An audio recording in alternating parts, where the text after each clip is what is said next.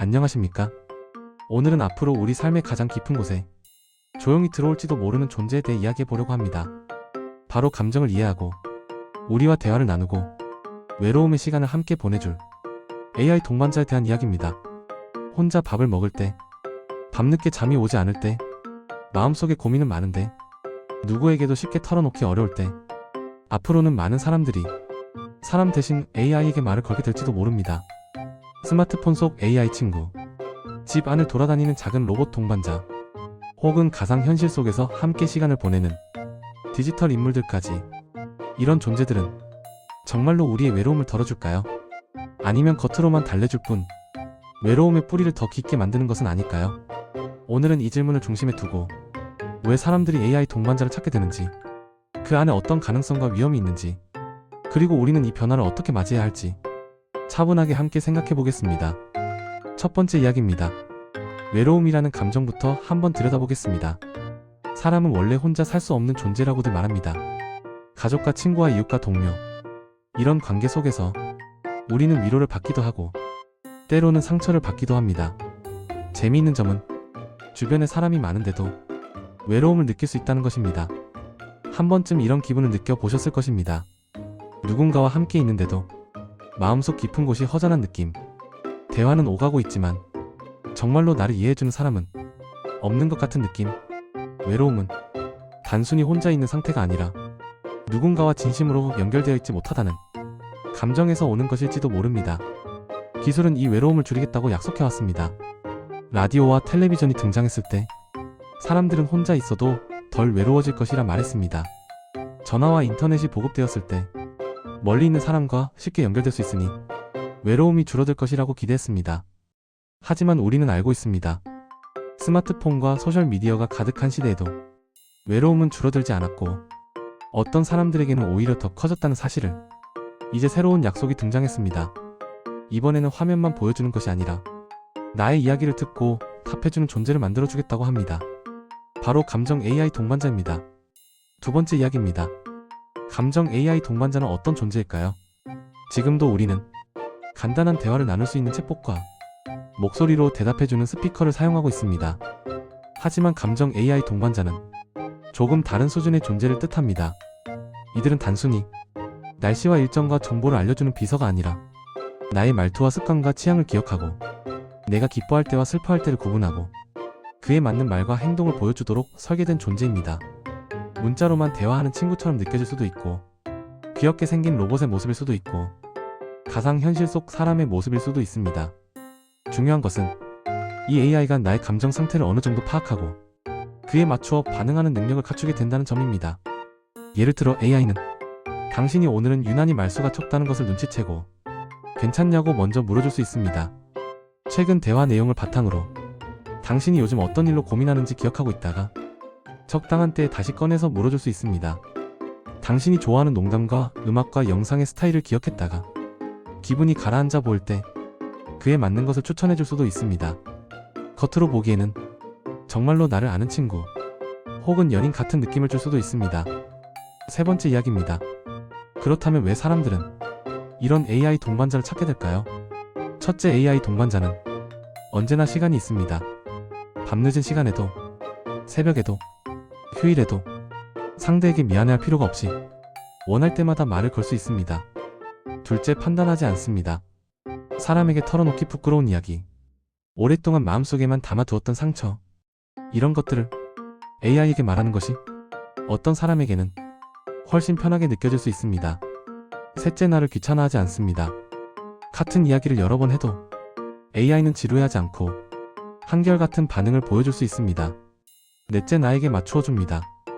AI는 나의 취향을 기억하고 나의 말투를 따라하고 내가 원하는 방식으로 대화하는 법을 빠르게 배워갑니다. 이 모든 이유 때문에 AI 동반자는 사람에게 깊이 상처를 받아본 사람, 사회적 관계가 불편한 사람, 나이가 들어 혼자 사는 노인, 이런 이들에게 매우 매력적인 존재로 다가올 수 있습니다. 네 번째 이야기입니다. 그렇다면 감정 AI 동반자는 정말로 좋은 것일까요? 이 질문에 답하기 위해 먼저 긍정적인 가능성을 살펴보겠습니다. AI 동반자는 어떤 사람들에게 분명히 도움이 될 수 있습니다. 혼자 사는 노인에게는 하루 동안 한마디도 말을 하지 않고 지나는 날이 줄어들게 만들어줄 수 있습니다. AI는 식사 시간을 알려주고 약을 챙겨 먹으라고 말해주고 건강 상태가 이상해 보이면 가족이나 응급 서비스에 연락하는 역할도 함께 할 수 있습니다. 우울증이나 불안을 겪는 사람들에게 AI 동반자는 언제든지 연락할 수 있는 존재, 감정을 털어놓을 수 있는 안전한 창구가 되어줄 수 있습니다. 말하기 연습이 필요한 사람, 사회적 상황이 두려운 사람에게는 AI와의 대화가 실제 인간 관계에 나가기 전에 연습할 수 있는 공간이 되어줄 수 있습니다. 장애가 있어 일반적인 인간 관계를 맺기 어려운 사람들에게도 AI 동반자는 세상과 연결되는 새로운 다리가 될 수 있습니다. 이처럼 감정 AI 동반자는 외로움과 소외를 줄이고 기본적인 정서적 지지를 제공하는 도구로서 분명히 의미 있는 역할을 할 수 있습니다. 5번째 이야기입니다. 하지만 긍정적인 면만 있는 것은 아닙니다. 감정 AI 동반자는 또 다른 위험을 품고 있습니다. 첫째, 현실의 인간 관계에서 도망치게 만들 위험입니다. 인간과 인간의 관계는 언제나 불완전합니다. 서로 다르고 때로는 오해하고 상처를 주고받기도 합니다. 그래서 인간 관계에는 노력과 인내와 용기가 필요합니다. 그런데 AI 동반자는 언제나 나에게 맞추어 줍니다. 나를 불편하게 만들지 않고 나의 기분을 상하지 않게 하고 내 의견에 크게 반대하지 않습니다. 이런 관계에 익숙해지면 현실의 인간 관계가 더 귀찮고 힘들게 느껴질 위험이 있습니다. 그 결과 사람과 깊은 관계를 맺는 연습을 하지 못한 채 갈수록 AI에게만 의지하는 사람이 늘어날 수도 있습니다. 둘째, 감정의 상품화 문제입니다. AI 동반자는 결국 기업이 만들고 운영하는 서비스입니다. 무료처럼 보이더라도 언젠가 다른 방식으로 대가를 치르게 될 수 있습니다. AI는 내 대화 내용을 분석해서 내가 어떤 상품에 관심을 가질지, 어떤 광고에 반응할지, 어떤 정치적 메시지에 흔들릴지를 조용히 배우게 됩니다.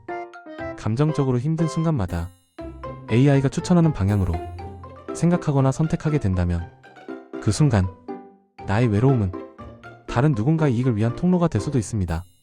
셋째, 정체성의 문제입니다. 오랫동안 AI와만 대화한 사람은 자신의 감정을 정말로 이해받고 있는 것처럼 느낄 수 있습니다.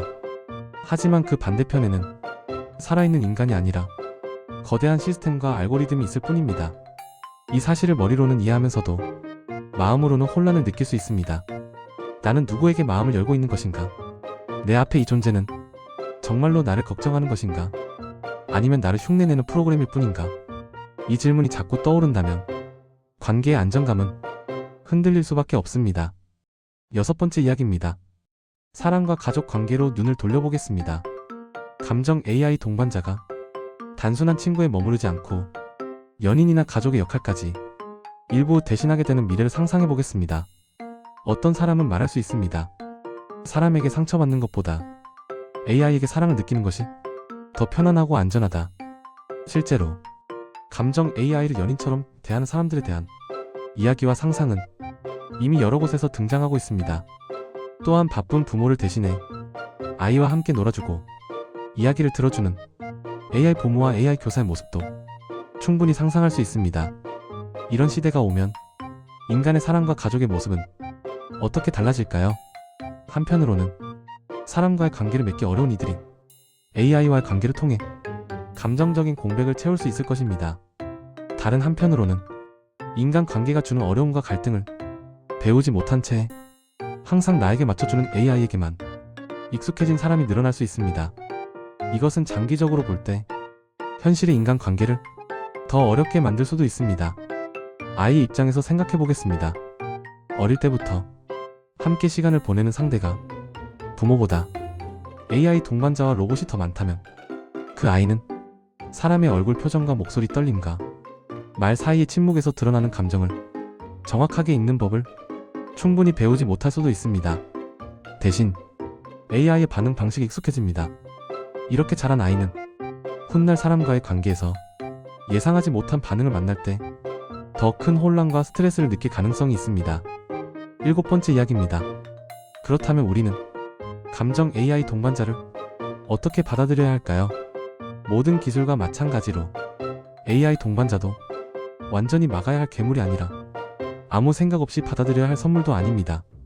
중요한 것은 어떤 위치에 두고 사용할 것인가 하는 기준입니다. 첫째, AI 동반자는 인간 관계를 완전히 대신하는 존재가 아니라 임시로 도와주는 보조 수단으로 위치를 정하는 것이 필요합니다. 심리적으로 너무 힘든 시기에 전문가를 만나기 전이나 만나고 난 후에 감정을 정리하고 말하기 연습을 하는 도구로 쓰는 것은 도움이 될 수 있습니다. 하지만 사람과의 관계 자체를 포기하고 AI에게만 모든 감정을 의지하는 것은 장기적으로 위험할 수 있습니다. 둘째, 투명성이 중요합니다. AI는 어디까지나 프로그램이라는 사실을 명확하게 알고 있어야 합니다. AI가 어떤 데이터를 수집하고 있는지, 어떤 목적에 사용되는지 이용자가 이해할 수 있도록 설명되어야 합니다. 셋째, 균형이 필요합니다. 하루의 시간과 감정 에너지를 전부 디지털 공간과 AI에게만 쓰지 않고 현실의 사람들과 마주 앉아 눈을 보고 숨소리를 느끼는 시간도 의도적으로 마련해야 합니다. 비록 그 관계가 AI보다 훨씬 어렵고 때로는 상처를 주고받는 과정일지라도 그 속에서만 배울 수 있는 감정의 깊이와 성장의 순간들이 있습니다. 마지막 이야기입니다. 감정 AI 동반자는 앞으로 분명히 더 자연스러운 모습으로 우리 일상에 들어올 것입니다.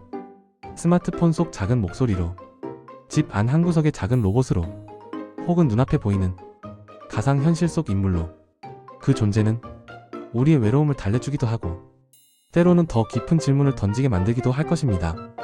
우리가 기억해야 할 것은 외로움이 단지 옆에 아무도 없어서 생기는 감정만은 아니라는 점입니다.